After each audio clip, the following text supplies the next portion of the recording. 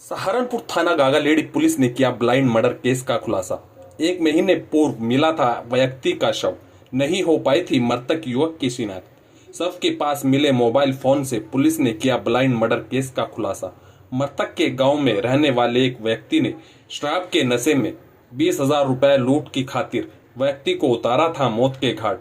Saharanpur SP city Abhimanyu मांगलिक ने press वार्ता कर किया पूरी घटना का खुलासा। जी हाँ, 14 मई की सुबह गागालेडी थाना क्षेत्र के अंदर जो पाली गांव है उसके पास एक खेत में एक अज्ञात शव मिला था।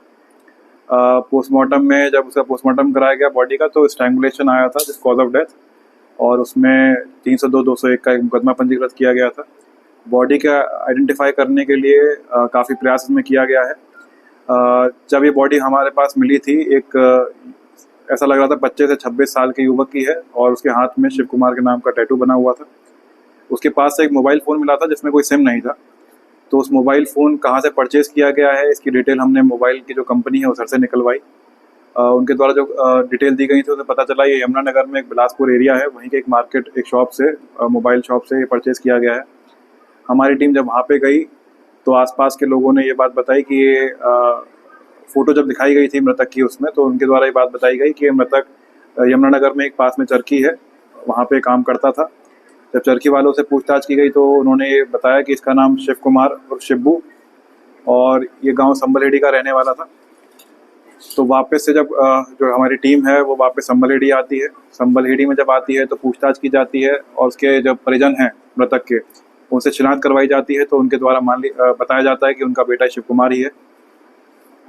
उसके बाद इसमें काफ़ी सीसीटीवी फुटेजेस देखी गई थी। सीसीटीवी फुटेज हमने यमुनानगर से ही देखनी स्टार्ट करी थी कि ये जब अपने यमुनानगर से 13 तारीख को निकला है तो वो किस किस वाहनों से किस किस माध्यम से यहाँ पर जहाँ पर उसकी डेड बॉडी मिली है वो कहाँ तक कैसे पहुँचा है।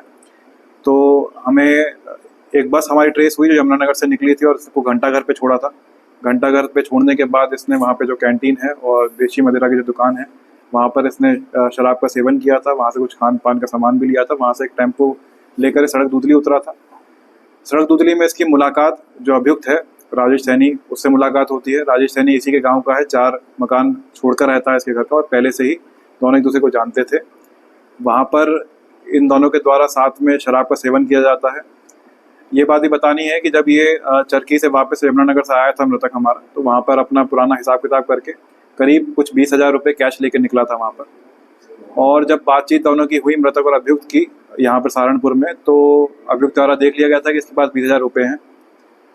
अभियुक्त ही उसको अपने साथ टेम्पो में उसने लेके गया था जहाँ पर इसकी डेड बॉडी मिली है। वहाँ पे अभियुक्त का भी खेत था। वहाँ पर रात को करीब 10:15 से 11:30 के बीच में इन दोनों ने वहाँ पे शराब पी और अभियुक्त ने इसके पास पैसे थे वो उससे छीन लिए और ये अपने जो उसका लोअर था, अभियुक्त का राजेश का लोअर था, उससे उसने उसका जो इलास्टिक नाड़ा होता है वो निकाला और उसके माध्यम से इसका गला दबाकर गला घोटकर इसकी हत्या कर दी और बॉडी उसकी वहीं डाल दी। सर, क्या केवल यही वजह रही है जो 20,000 रुपये की है? पूर्व में भी कोई इनमें विवाद या कुछ अन्य चीज हो?